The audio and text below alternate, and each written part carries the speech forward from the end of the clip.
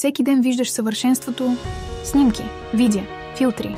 Всички изглеждат идеални и започваш да се сравняваш, да търсиш същото и в себе си. Но това, което виждаш на екрана, не винаги е реалност. Поглеждаш се в огледалото и не си сигурна дали това, което виждаш, е наистина ти. Започваш да се съмняваш, да мислиш, че не си достатъчна, че не изглеждаш както трябва, а истината е, че понякога огледалото лъже, то не показва тялото ти, а страхът ти, сянката на това, което другите очакват да бъдеш.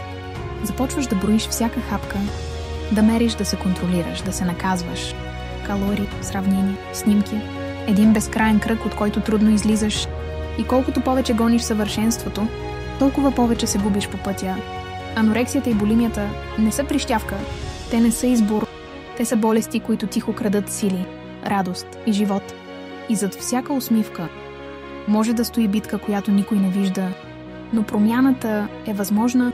Тя започва с малка стъпка, с разговор, с приятел, с лекар, с човек, който просто те изслушва. Не трябва да минаваш през това сама. Има хора, които ще те разберат, хора, които ще ти подадат ръка. Дори когато ти е трудно да поискаш помощ, говори: дай си шанс да живееш.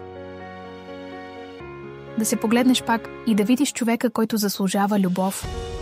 Истинската сила не е в килограмите. Тя е в това да обичаш себе си такава, каквато си. Да се храниш, да се движиш, да се усмихваш, да вярваш, че можеш да се излекуваш. Ти си повече от отражението си, повече от числото на екрана. Силата винаги е била в теб.